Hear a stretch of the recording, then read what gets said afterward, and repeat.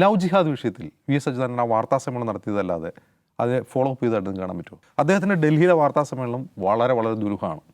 അത് അദ്ദേഹത്തിന് എഴുതി കൊടുത്ത റിപ്പോർട്ട് ആരെഴുതി കൊടുത്തു, അത് അദ്ദേഹം എന്തിനു പറഞ്ഞു എന്ന് നമുക്കിപ്പോഴും ദുരൂഹമാണ്. അദ്ദേഹം മരിച്ചുപോയി. അദ്ദേഹത്തിൻ്റെ ഒരു ഗുണം എന്ന് പറഞ്ഞാൽ അദ്ദേഹത്തിൻ്റെ അടുത്ത് ഒരാൾ ഒരു കാര്യമെന്ന് പറയുകയാണ്, ആ കാര്യത്തെപ്പറ്റി അദ്ദേഹം നിരന്തരം ചോദിച്ച് മനനം ചെയ്ത് അദ്ദേഹത്തിന് ബോധ്യം വന്നാലേ അദ്ദേഹത്തെ വിളിച്ചു പറയും. അദ്ദേഹത്തിന് അത് ബോധ്യപ്പെട്ടാൽ അദ്ദേഹം ആ വിഷയം ഏറ്റെടുക്കുകയും അതിൻ്റെ അവസാനം വരെ പോവുകയും ചെയ്യും. അതാണ് അദ്ദേഹത്തിൻ്റെ ഒരു രീതി. ഏത് വിഷയവുമാട്ടെ, ഇപ്പോൾ നമുക്കറിയാം അദ്ദേഹത്തിൻ്റെ ഒരു പ്രായം വെച്ച് അദ്ദേഹം മുഖ്യമന്ത്രിയാകുമ്പോൾ 80 വയസ്സിന് അധികം ഉണ്ട്.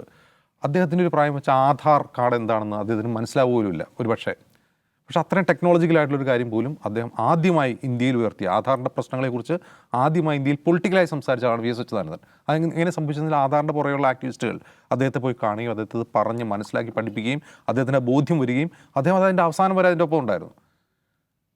ലവ് ജിഹാദ് വിഷയത്തിൽ വി.എസ്. അച്യുതാനന്ദൻ ആ വാർത്താ സമ്മേളനം നടത്തിയതല്ലാതെ അത് ഫോളോ അപ്പ് ചെയ്തായിട്ട് കാണാൻ പറ്റുമോ? അദ്ദേഹത്തിൻ്റെ ഡൽഹിയിലെ വാർത്താ സമ്മേളനം വളരെ വളരെ ദുരൂഹമാണ്. അത് അദ്ദേഹത്തിന് എഴുതി കൊടുത്ത റിപ്പോർട്ട് ആരെഴുതി കൊടുത്തു, അത് അദ്ദേഹം എന്തിനു പറഞ്ഞു എന്ന് നമുക്കിപ്പോഴും ദുരൂഹമാണ്. അദ്ദേഹം മരിച്ചുപോയി. അദ്ദേഹത്തിൻ്റെ കൂടെ ഉണ്ടായിരുന്ന ആളുകൾക്ക് പോലും ഇതേക്കുറിച്ചൊന്നും പറയാനില്ല, ഞങ്ങൾക്ക് അറിയില്ല എന്നാണ് അവർ പറയുക.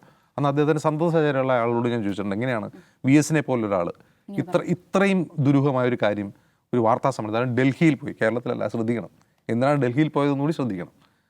പിന്നെ അതിനെ ഡിഫെൻഡ്, ഇപ്പോൾ വി.എസ്. അച്യുതാനന്ദൻ ഡിഫെൻഡ് ചെയ്തുകൊണ്ട് പാർട്ടിയിൽ നിന്നുള്ള ആളുകൾ പറയാം അദ്ദേഹം ഏതെങ്കിലും കമ്മ്യൂണിറ്റിക്കെതിരെയല്ലോ പറഞ്ഞത്, പോപ്പുലർ ഫ്രണ്ടിനെതിരെയല്ലേ. ഇത് നമ്മൾ മുമ്പ് വിശദീകരിച്ചിട്ടുണ്ട്.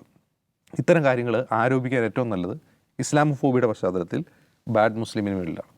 ആദ്യം നമ്മൾ എന്ത് ചെയ്യുക, മുസ്ലിമിനെ രണ്ടായി തിരിക്കുക, ഗുഡ് മുസ്ലിം, ബാഡ് മുസ്ലിം. എന്നിട്ട് നമുക്ക് മുസ്ലിം കമ്മ്യൂണിറ്റിക്കെതിരെ പറയാനുള്ളത് മുഴുവൻ ഈ ബാഡ് മുസ്ലിമിനെതിരെ പറയുക, ആളുകൾ വിശ്വസിച്ചോളൂ. ഇതേ തന്ത്രമാണ് അവിടെ ഉണ്ടായത്. അപ്പോൾ ഇതിൽ വി.എസ്. അച്യുതാനന്ദൻ്റെ ഇൻവോൾവ്മെൻ്റ് ആണ് ഇപ്പോഴും. ഞാൻ പറയുന്നത് അടുത്ത തലമുറ ഇത് സെർച്ച് ചെയ്യുമ്പോൾ അന്ന് മുഖ്യമന്ത്രി വി.എസ്. അച്യുതാനന്ദൻ പോലും അതിനെക്കുറിച്ച് പറഞ്ഞു എന്നായിരിക്കും പഠിക്കുക. ചിലപ്പോൾ പാഠപുസ്തകങ്ങളിൽ പോലും അത് പഠിക്കുക, അങ്ങനെയായിരിക്കും. അപ്പോൾ എങ്ങനെയാണ് പബ്ലിക് മെമ്മറി ഇത് സ്വാധീനിക്കുന്നത്, എങ്ങനെയാണ് നമ്മുടെ കൾച്ചറിനെ മാറ്റുന്നത്, എങ്ങനെയാണ് കമ്മ്യൂണിറ്റികളിൽ ഡിവൈഡ് ഉണ്ടാക്കുന്നതിനുള്ള ടെക്സ്റ്റ് ബുക്ക് എക്സാമ്പിളാണ് ലവ് ജിഹാദ്. ചില്ലറ കാര്യമല്ല.